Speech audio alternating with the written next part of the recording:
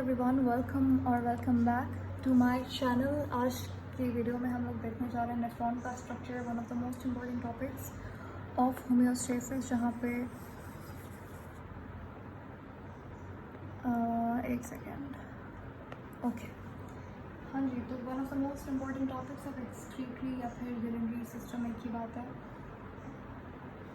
और ये इंटरेस्टिंग भी होता है। नेफ्रॉन आपका फंक्शनल यूनिट होता है किडनी का। आपका यूरिन फॉर्मेशन इसी एक सेल के अंदर हो रहा है। तो जैसे फॉर एग्जांपल लिवर के सेल्स को हेपेटोसाइट्स कहते हो, वैसे ही किडनी के अंदर जो सेल्स पाए जाते हैं उन्हें नेफ्रॉन्स बोला जाता है। तो यहाँ पे मैं जनरल इन्फॉर्मेशन लिख रही हूँ पहले नेफ्रॉन के बारे में, एंड देन हम फिर बात करेंगे इसके स्ट्रक्चर की, ठीक है।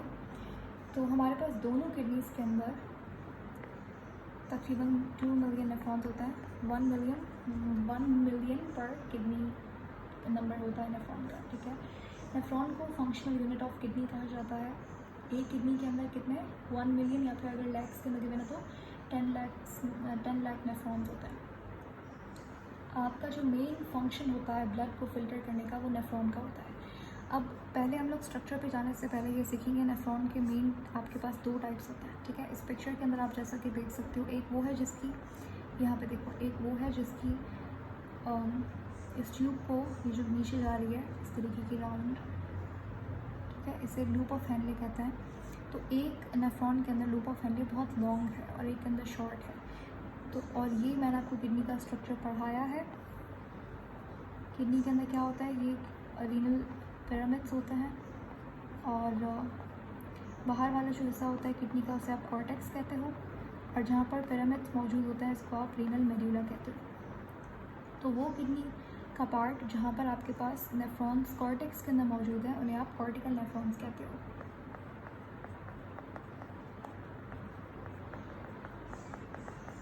ठीक है। और वो नेफ्रॉन्स जो कि मेड्यूला वाले रीजन के अंदर पाए जाते हैं, उनका लूप ऑफ हेनले बहुत लॉन्ग होता है, वो मेड्यूला के एंड तक जाता है, पूरा यहाँ तक पिरामिड की यहाँ तक जाएगा। तो उसे आप कहते हो क्या, जक्स्ट्रा मेड्यूलरी नेफ्रॉन्स,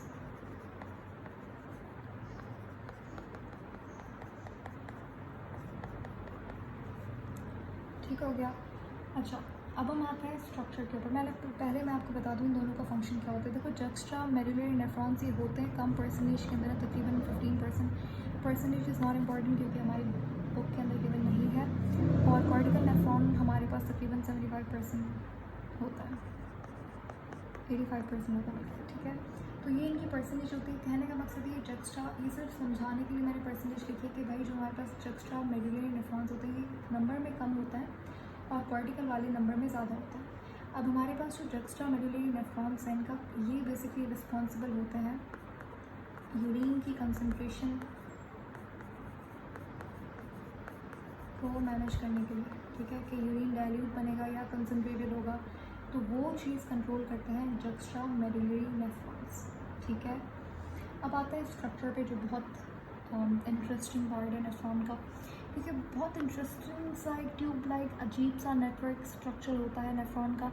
सबसे पहले आपने याद रखना है कि जो ब्लड सप्लाई किडनी को होता है वो अलग अलग हर नेफ्रॉन का अपना ब्लड सप्लाई है। ऐसा नहीं कि ब्लड जो है वो जो भी इम्पॉर्टेंट ऑक्सीजन या फिर ग्लूकोज इम्पॉर्टेंट सब्सटेंस है वो डिफ्यूज़ होकर हर नेफ्रॉन के पास जा रहा है, ऐसा नहीं है। पूरी एक स्पेसिफिक ट्यूब आती है, एक आर्टरी आती है, आर्ट्रियोल आती है बेसिकली, और वहाँ से हमारे पास हर नेफ्रॉन के पास खुद की एक आर्ट्रियोल होती है, वो उसको ऑक्सीजन प्रोवाइड करती है, फ्लूइड प्रोवाइड करती है, जिसको वो नेफ्रॉन फिल्टर करता है। आइए पढ़ते हैं किस तरीके से। अब देखो, यहाँ पे हम लोग बनाने लगे हैं नेफ्रॉन का स्ट्रक्चर। ओके, ये वाला हम लोग कलर यूज़ कर सकते हैं। सबसे पहले तो क्या होता है, यहाँ पे हमारे पास इस तरीके से एक कप लाइक स्ट्रक्चर होता है। इस कप लाइक स्ट्रक्चर को हम लोग क्या कहते हैं, वो मैं लिख नहीं रही, first I am just going to draw it, ठीक है। फिर ये कप लाइक स्ट्रक्चर के बाद एक इस तरीके से बहुत ज़्यादा ट्विस्टेड ट्यूब आती है, और इसे आप बोलते हो कॉन्वोल्यूटेड ट्यूब्यूल, क्योंकि कॉन्वोल्यूटेड का मतलब क्या होता है कि इस तरीके से ये ट्विस्टेड होती है, इसलिए। और जो कि मैंने भी आपको बताया था, एक लॉन्ग ट्यूब जो कि नीचे जाती है, और ये कॉन्वोल्यूटेड नहीं होती, ये स्ट्रेट ट्यूब होती है, जो अभी मैंने बताया लूप ऑफ हेनले होती है। लूप ऑफ हेनले के बाद दोबारा से इस तरीके से एक ट्यूब आती है जो भी कॉन्वोल्यूटेड होती है, एंड देन यहाँ पे एक हमारे पास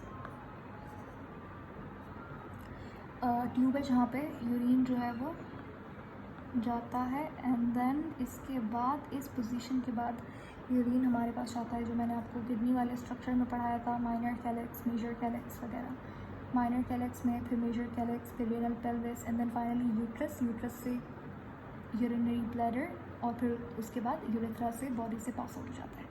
अब देखते हैं क्या होता है। सबसे पहले ये इसको नेफ्रॉन के स्ट्रक्चर को पढ़ने से पहले मैं आपको बता दूं कि हमेशा याद रखना है आपने कि ब्लड सप्लाई जो है नेफ्रॉन को, वो कौन करवाता है।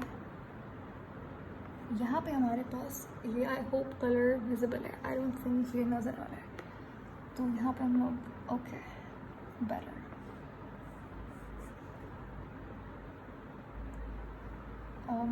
आई डोंट नो अगर ये नज़र आ रहा है कि नहीं आ रहा, बट ठीक है। मैंने यहाँ पे एक इस तरीके से एक आर्ट्रियोल बनाने की कोशिश की है। ये रेड कलर में आप जो देख रहे हो, ये वो आर्ट्रियोल है जो कि ब्लड को नेफ्रॉन के पास लेकर आती है, ठीक है। उसके बाद यहाँ पे एक बहुत ज़्यादा ये जो आर्ट्रियोल होती है, ये एक क्लस्टर बनाती है ट्यूब्स का, ठीक है। और फिर दोबारा से ये बेसिकली ये जो क्लस्टर बनता है, ये जो ग्रुप ऑफ कैपिलरीज आपस में मिलती हैं, यहाँ पे इसका काम होता है इस कप लाइक स्ट्रक्चर को सारे इंपॉर्टेंट सब्सटेंसेस देना, इंपॉर्टेंट सब्सटेंसेस नहीं बल्कि जो वेस्टफुल सब्सटेंसेस हैं वो देना, ताकि यूरिन के थ्रू पास आउट हो जाए और दोबारा से ये एक वेन की सूरत में तब्दील हो जाती है। ओके, यहाँ से ये वेन बन गई।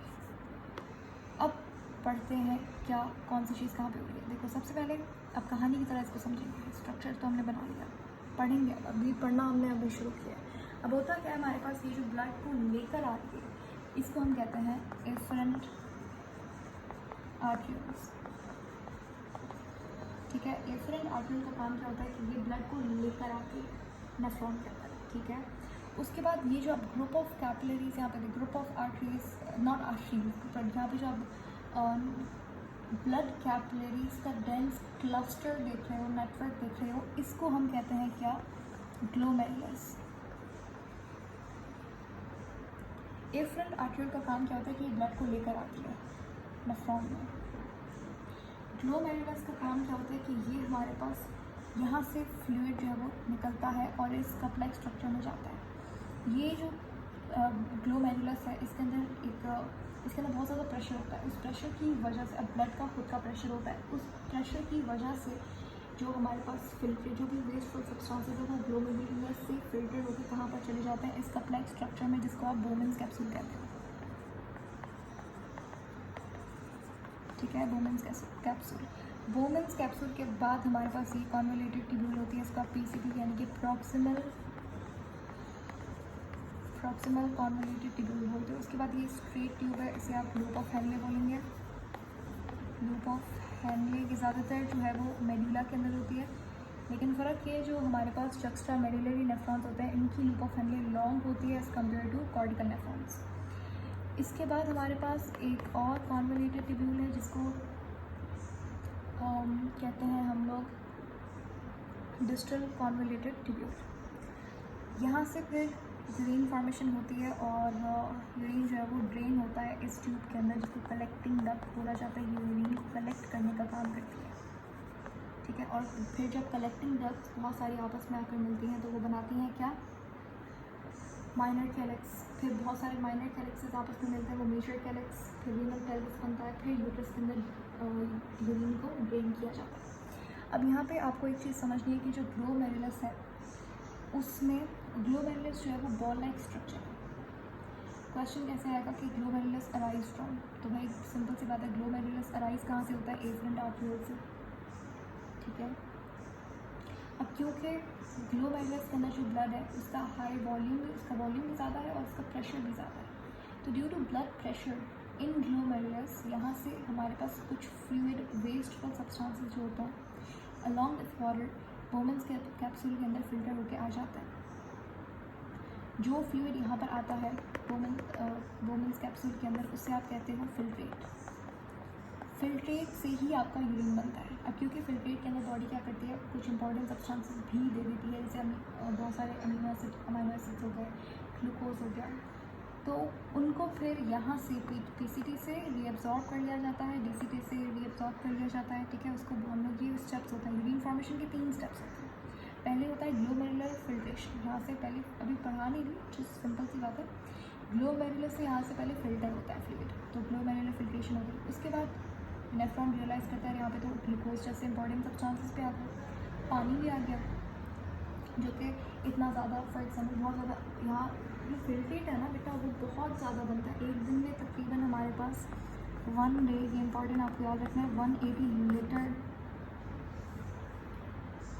लीटर फिल्ट्रेट यहाँ पे बोमेंस कैप्सूल रिसीव करता है। जबकि हमारे पास यूरिन कितना बनता है एक दिन के अंदर, तकरीबन 1.5 to 2 या फिर किसी बुक के अंदर 1 to 2 लीटर्स लिखा होता है। 1.5 लीटर जितना यूरिन फॉर्मेशन होता है एक दिन में।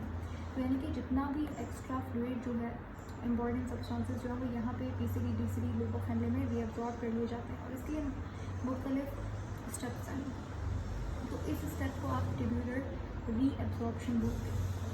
ठीक है, और फिर दोबारा से नेफ्रॉन को रियलाइज़ होता है कि ये सब्सटेंस जो है ये हमारे पास रीअब्जॉर्प्शन का मतलब होता है कि नेफ्रॉन से रीअब्जॉर्ब करना। ठीक है, नेफ्रॉन से लेना रीअब्जॉर्प्शन। फिर नेफ्रॉन को रियलाइज़ होता है यहाँ पे हमने कुछ सब्सटेंसेस नहीं दिए अब तक, तो वो ट्यूबुलर सिक्रीशन होती है। थर्ड स्टेप हमारे पास ट्यूबुलर सिक्रीशन होती है। ये यूरिन फॉर्मेशन के 3 स्टेप्स होते हैं। खैर, अभी मुझे आपको एक और चीज़ पढ़ानी है, वो क्या कि यहाँ पे ये जो ग्लोमेरुलस होता है इसका काम क्या होता है कि ये हमारे पास फिल्ट्रेट यहाँ पे फिल्टर करता है बोमेंस कैप्सूल के अंदर। लेकिन जब ये हमारे पास ये वेन, अब देखो ये जो मैंने बनाई है यहाँ पे ये वेन है, सॉरी वेन नहीं है, ये यहाँ पे इसके अंदर ये जब मैं कैसे दिखाऊँ, एक सेकेंड, अब नज़र आ रही होगी। ये जो मैंने यहाँ पे बनाई है ग्लोमेरुलस के बाद, इसे आप लोग कहते हो इफरेंट आर्ट्रियोल। इफरेंट आर्ट्रियोल के अंदर ऑक्सीजनेटेड ब्लड होता है, यानी कि बेसिकली होता क्या है कि ग्लोमेरुलस जो है वो ऑक्सीजन देना भूल गया होता है, तो इसीलिए इफरेंट आर्ट्रियोल दोबारा से कैपिलरी का फेस ले लेती हैं और फिर ऑक्सीजन देती हैं नेफ्रॉन को।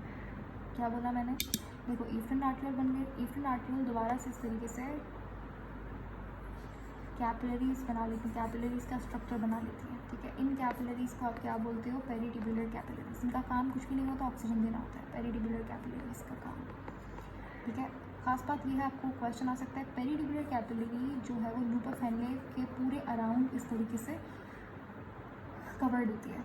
ये जो स्पेशल पेरिट्यूबुलर कैपिलरी है जो लूपोफेनले के अराउंड ट्विस्टेड है, इस पेरिट्यूबुलर कैपिलरी का स्पेशल नाम है, आपको याद रखना है, इसको वाजा रेक्टा बोलते हैं, वाजा रेक्टा। ठीक है।